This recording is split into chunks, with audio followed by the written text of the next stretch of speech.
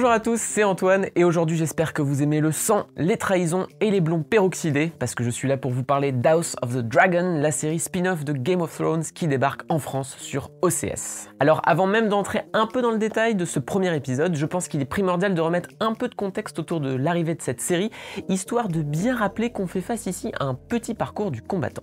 Alors à moins que vous ayez vécu dans une grotte ces 10 dernières années, eh bien vous savez sans doute que Game of Thrones est devenu l'un des plus grands phénomènes culturels des années 2010. Alors ça c'est en partie grâce à son cocktail de violence crue et de mort inattendue qui t'arrache le cœur, en plus de te marteler que tu fais face à un univers où personne n'est à l'abri. Cela étant dit, sa 8e et dernière saison est aujourd'hui considérée comme l'une des fins les plus décevantes de l'histoire de la télévision, rien que ça, si bien que Game of Thrones évoque désormais une forme de méfiance plus ou moins justifiée. Forcément, ça interroge sur la viabilité de projets annexes. Est-ce que le public a envie de faire de nouveau confiance à une série tirée de l'œuvre de George R.R. Martin? Alors ça, l'avenir nous le dira, mais dans tous les cas, rien de tout ça ne sonnait comme une évidence pour HBO, qui a juste estimé que le potentiel commercial de Game of Thrones ne devait pas être abandonné, mais sans trop savoir quelle direction choisir. Et à l'heure actuelle, il faut bien admettre que c'est un peu la bérésina, puisque le studio a lancé pas moins de 5 projets de spin-off pour au final en abandonner pas mal sur le bord de la route comme de pauvres petits chiots en été. C'est notamment le cas de Blood Moon qui était pendant longtemps perçu comme le projet le plus prometteur. L'histoire se déroulait des milliers d'années avant les événements de Game of Thrones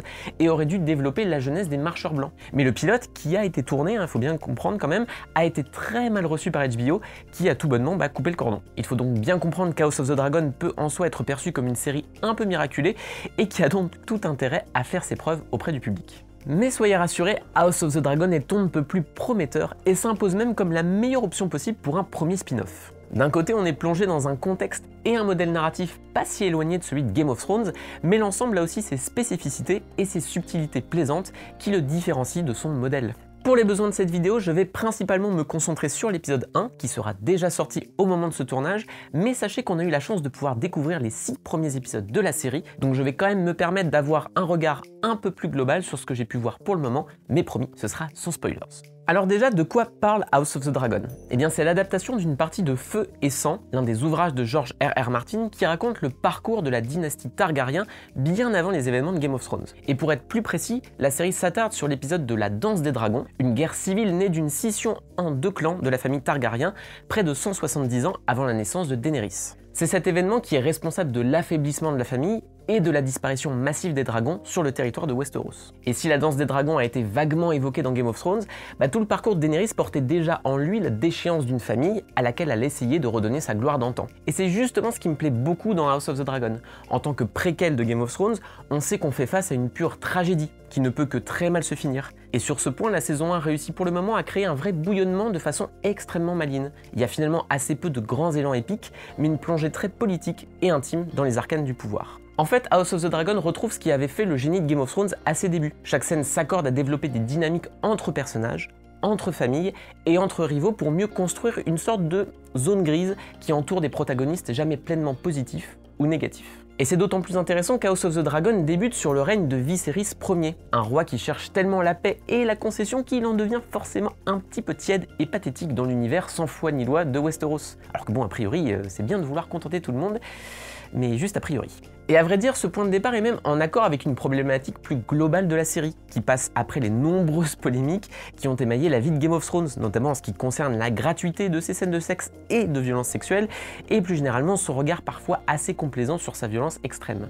Alors déjà, sachez qu'House of the Dragon a un peu repensé sa copie, mais ça ne veut pas dire que la série est plus sage que son aîné. Il y a toujours de la bonne grosse baisse, de l'inceste et des gens dont on mutile les parties génitales, donc là-dessus, pas de soucis à se faire. Mais on sent qu'HBO a repensé la mise en scène de ces séquences, pour les rendre moins outrancières, moins voyeuristes, moins bêtement sensationnelles, et au final, ça les rend beaucoup plus viscérales. Et d'ailleurs, je pense que la réussite d'House of the Dragon se trouve justement dans cette sophistication. Parce que bon, après tout ce que je viens de vous dire, on pourrait penser que la série démarre un peu comme un diesel, ou évite de trop envoyer la sauce dès le départ, alors que c'est juste tout l'inverse. En réalité, malgré tous les présupposés que je pouvais avoir, j'ai été tout bonnement bluffé par le premier épisode d'House of the Dragon. C'est bien simple, je n'avais pas été autant engagé dans un pilote de série depuis très longtemps. et c'est autant dû à un savoir-faire d'écriture évident qu'à la qualité impressionnante de sa mise en scène. Alors déjà, ce spin-off a la chance de pouvoir se reposer sur le succès flamboyant de Game of Thrones, ce qui amène ici HBO à cracher une quantité hallucinante de moula à chaque épisode. On parlerait d'environ 20 millions de dollars par épisode, ce qui est proprement énorme. Alors j'ai beau adorer les premières saisons de Game of Thrones comme tout le monde, on voit bien que la chaîne câblée faisait tout à l'époque pour suggérer au maximum l'ampleur de son univers, notamment en limitant ses décors par des plans très resserrés sur ses comédiens. Alors que là, il n'y a tout bonnement aucune limite. Tout est épique et ample tout le temps.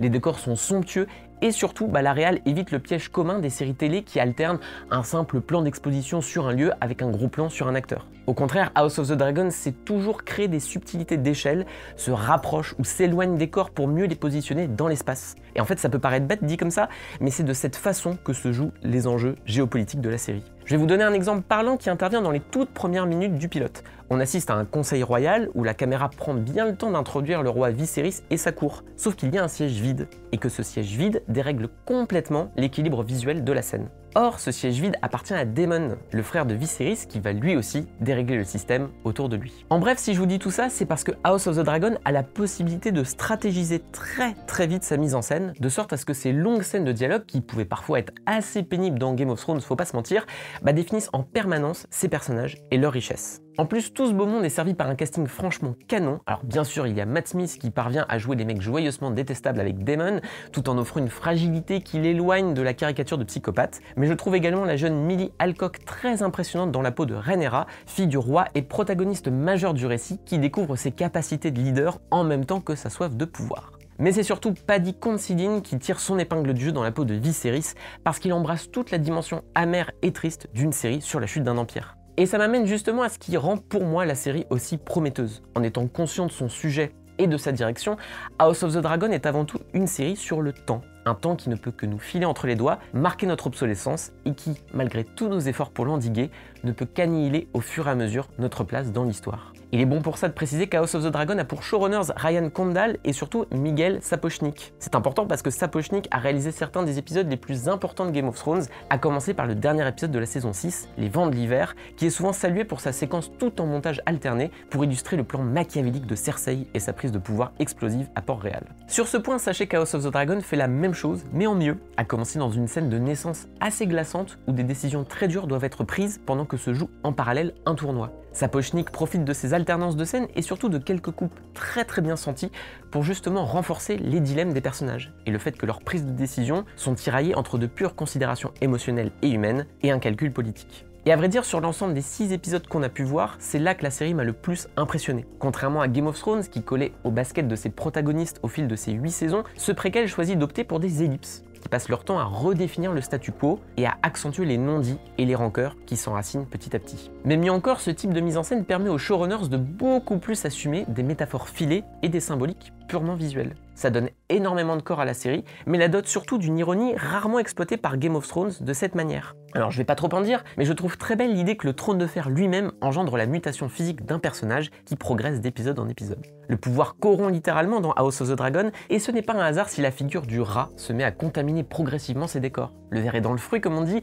et c'est peut-être la meilleure manière d'aborder l'univers de George R.R. Martin et la psychologie de ses personnages. Alors bien sûr, je ne veux pas totalement m'avancer, mais pour le moment, House of the Dragon semble transcender les acquis de Game of Thrones, notamment sur le plan purement technique. HBO a clairement mis les petits plats dans les grands pour redéfinir la fantasy sur petit écran, et ça rassure de voir que la chaîne ne s'est pas reposée sur ses lauriers comme elle aurait pu le faire. Alors je veux pas spoiler, mais je peux vous dire que le final bien bourrin et épique de l'épisode 3 devrait vous laisser sur le cul, et en plus ça devrait remettre à leur place des séries comme The Witcher qui tendent à rappeler que Netflix et consorts préfèrent sortir des copies de Xena la guerrière plutôt que de réelles productions ambitieuses. Mais après tout, peut-être que Le Seigneur des Anneaux, les Anneaux de pouvoir sur Amazon Prime saura changer la donne.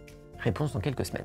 Voilà, c'était notre retour sur House of the Dragon. N'hésitez pas à partager cette vidéo, à vous abonner à la chaîne, à nous insulter parce que vous trouvez qu'on a des goûts de merde, même si ça ne fera pas de Thor 4 ou de Bullet Train de meilleurs films. Désolé. En tout cas, si les Lannister payent toujours leurs dettes, c'est aussi parce qu'ils sont abonnés au site Écran Large.